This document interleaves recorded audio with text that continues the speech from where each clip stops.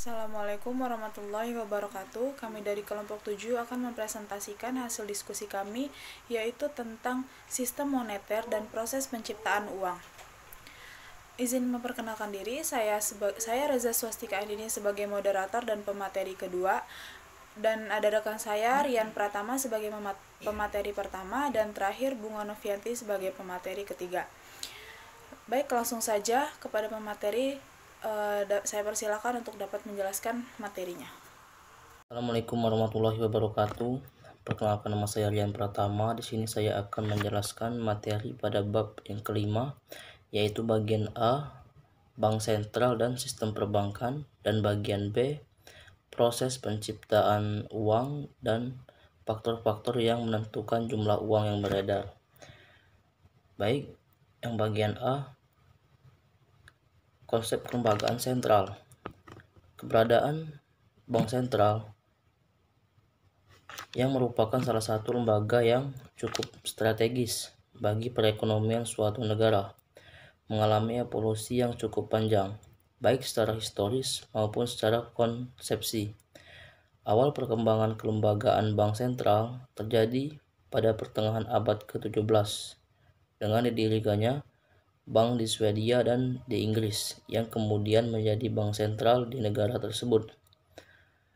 Bank sentral di dunia mulai tumbuh pesat sejak awal abad ke-20 dan mencapai jumlah terbanyak pada akhir abad ke-20. Sejalan dengan semakin banyaknya negara yang merdeka baik di kawasan Afrika maupun di Eropa Timur, secara konsepsi, perkembangan kelembagaan bank sentral tidak terlepas dari hasil implementasi dari konsep free banking dengan central banking system. Konsep free banking system adalah sebuah sistem perbankan tanpa bank sentral. Setiap bank bebas mengeluarkan banknot, menerima deposit dan memberikan pinjaman atau kredit. Tidak ada lembaga sentral dalam konsep free banking system. Masing-masing bank dapat menyimpan deposit atau giro di bank untuk memudahkan transaksi pembayaran. Sedangkan dalam konsep central banking diciptakan suatu lembaga sentral dari bank untuk sentralisasi pengeluaran bank atau not, mencegah kekisruhan alat pembayaran dan sistem pembayaran, mengatur dan mengawal bank serta menjadi sumber pinjaman akhir. Tumbuh dan berkembangnya bank sentral merupakan hal yang cukup penting untuk dicermati lebih dalam, khususnya terkait dengan perkembangan kelembagaan. Tugas dan peran bank sentral dengan semakin berkembangnya ilmu ekonomi kelembagaan yang menekankan arti pentingnya aspek kelembagaan dalam perekonomian. Kelembagaan bank sentral mengalami beberapa fase perubahan atau evolusi yang merefleksikan dinamika ekonomi, sosial politik, dan budaya yang terjadi di suatu negara.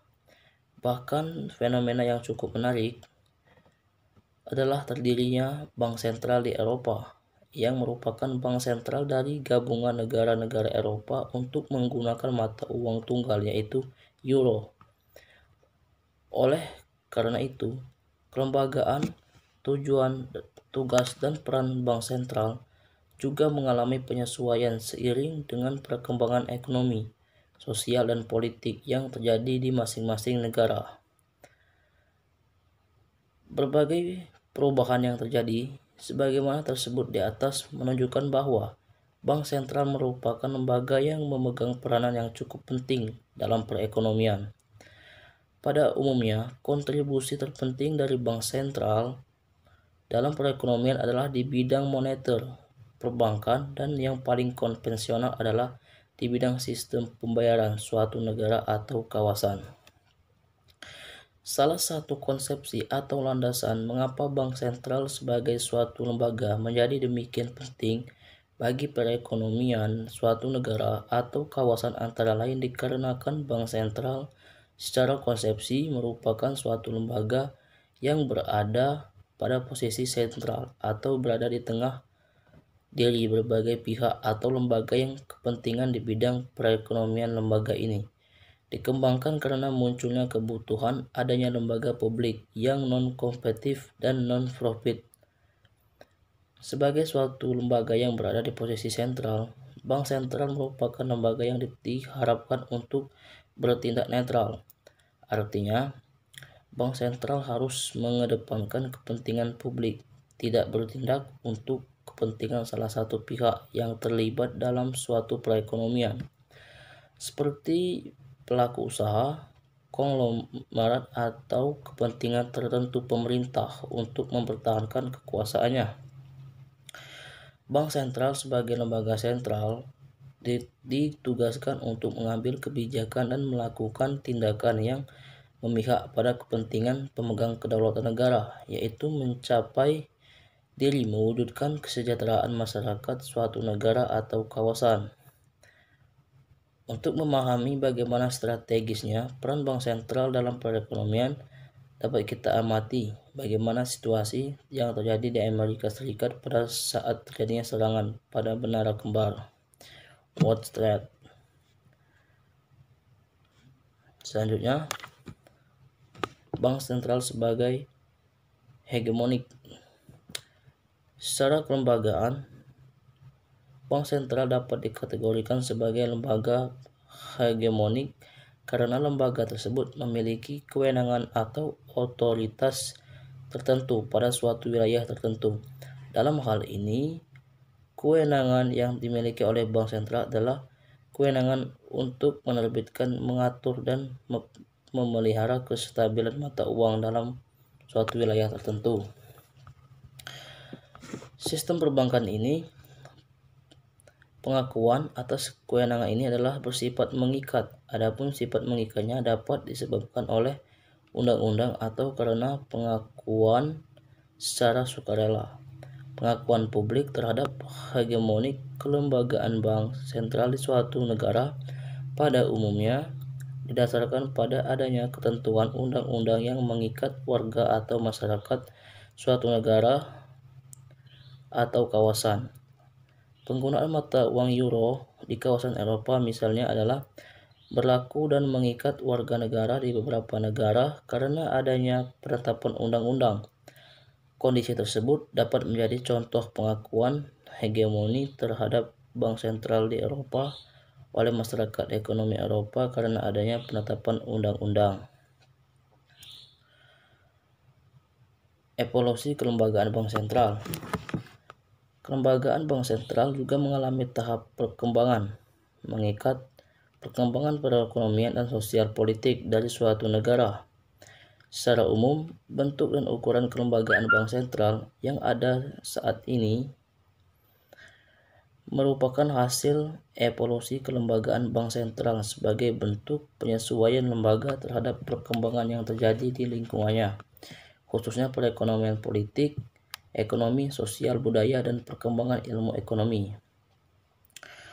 Pada tahap awal evolusi kelembagaan bank sentral, bank-bank yang didirikan dan kemudian menjadi bank sentral pada umumnya adalah merupakan bank komersial yang kemudian diberi hak khusus oleh pemerintah. Bank ini menjadi bank komersial yang spesial karena diberi mandat dari pemerintah untuk menerbitkan dan mengedarkan uang dan bertindak sebagai banknya pemerintah. Dengan adanya hak ini, bank komersial tersebut kemudian berkembang menjadi bank sirkulasi. Bank sirkulasi adalah suatu lembaga yang mendapat tugas dari negara atau pemerintah untuk mengeluarkan dan mengedarkan uang sebagai alat sirkulasi. Pada masa itu, lembaga tersebut masih melakukan tugas dan kewajiban sebagai bank komersial. Bahkan ada bank yang didirikan untuk menjalankan mandat sebagai bankir pemerintah juga ditunjuk untuk menjalankan kegiatan jasa bank komersial. Sebagai bank komersial, lembaga tersebut masih menerima simpanan dan dana dari masyarakat dan menyalurkan pinjaman kepada pihak yang memerlukan dana. Pada masa tersebut, peran lembaga tersebut masih terbatas pada tugas di bidang sistem pembayaran, yaitu mengedarkan uang dan memberikan jasa perbankan. Proses penciptaan uang dan faktor-faktor yang menentukan jumlah uang yang beredar. Yang pertama yaitu pengertian jumlah uang yang beredar. Menurut Sukirno pada tahun 2010, ia menjelaskan bahwa uang yang terdapat dalam perekonomian adalah penting untuk membedakan di antara mata uang dalam peredaran dan uang beredar. Mata uang dalam peredaran adalah seluruh jumlah mata uang yang telah dikeluarkan dan diedarkan oleh bank sentral. Mata uang tersebut terdiri dari dua jenis, yaitu uang logam dan uang kertas. Dengan demikian, mata uang dalam peredaran adalah sama dengan uang kertas. Sedangkan uang beredar adalah semua jenis uang yang beredar di dalam perekonomian, yaitu jumlah dari mata uang dalam peredaran ditambah dengan uang giral dalam bank-bank umum. Pengertian uang beredar atau money supply perlu dibedakan pula menjadi dua pengertian, yaitu pengertian yang terbatas dan pengertian yang luas. Dalam pengertian yang terbatas, uang beredar adalah mata uang dalam peredaran ditambah dengan uang giral yang dimiliki oleh perseorangan atau perorangan, perusahaan-perusahaan, dan badan-badan pemerintah. Sedangkan dalam pengertian luas, uang beredar adalah mencakup semua deposito berjangka atau TD dan saldo tabungan, besar kecil rupiah atau mata uang yang asing milik penduduk pada bank oleh lembaga keuangan yang non-bank yang disebut uang kuasi atau quasi money. Selanjutnya itu menurut Raharja pada tahun 2004, yang dimaksud dengan jumlah uang beredar adalah nilai keseluruhan uang yang berada di tangan masyarakat. Jumlah uang beredar dalam arti sempit adalah jumlah uang beredar yang terdiri atas uang kartal dan uang giral. Secara teknis, yang dihitung sebagai jumlah uang beredar adalah uang yang benar-benar berada di tangan masyarakat, uang yang berada di tangan bank atau bank umum dan bank sentral, serta uang kertas dan logam atau uang kartal milik pemerintah tidak dihitung sebagai uang beredar. Selanjutnya yaitu fungsi uang. Menurut Mankiw pada tahun 2006, uang adalah seperangkat aset dalam perekonomian yang digunakan oleh orang-orang secara rutin untuk membeli barang atau jasa dari orang-orang lain. Dalam perekonomian, uang memiliki tiga fungsi, yaitu yang pertama, sebagai alat pertukaran. Uang berarti sesuatu yang diberikan oleh pembeli kepada penjual ketika dilakukan pembeli barang dan jasa. Contoh, ketika membeli sebuah baju di toko pakaian, toko memberikan baju yang kita inginkan tersebut dan kita memberikan uang kepada toko tersebut. Yang B, sebagai satuan hitung. Ukuran untuk menetapkan harga-harga serta mencatat tagihan dan utang. Ketika berbelanja, kita memerhatikan bahwa sepotong baju yaitu Rp 30.000 dan sebuah hamburger Rp 10.000. Di sini dapat kita lihat bahwa perbedaan antara baju dengan hamburger jika kita ingin mengukur dan mencatat nilai ekonomis dengan menggunakan sebagai satuan hitung. Yang C, sebagai penyimpan nilai. Uang merupakan alat yang dapat digunakan oleh masyarakat untuk mentransfer daya beli dari masyarakat sekarang ke masa depan. Ketika seorang penjual saat ini menerima uang sebagai pengganti atas barang atau jasa, penjual tersebut bisa menyimpan uang tersebut dan menjadi pembeli barang atau jasa yang lain pada waktu yang berbeda. Tentu saja, uang bukanlah satu-satunya alat penyimpan nilai dalam ekonomi, karena seseorang juga bisa mentransfer daya beli dari masa sekarang ke masa yang akan datang dengan menyimpan aset-aset yang lain. Aset berupa uang maupun non-uang digolongkan sebagai kekayaan. Nilai dari uang diukur dengan kemampuannya untuk dapat membeli atau ditukarkan dengan barang dan jasa, serta valuta asing. Dengan demikian, besarnya nilai uang ditentukan oleh harga barang dan jasa. Apabila harga barang ini naik, maka nilai uang akan turun. Selanjutnya, klasifikasi uang dapat diklasifikasikan atau beberapa dasar yang berbeda-beda, seperti sifat fisik dan bahan yang dipakai untuk membuat uang. Yang kedua, yang mengeluarkan atau mengedarkan, yakni pemerintah, bank sentral, atau bank komersial.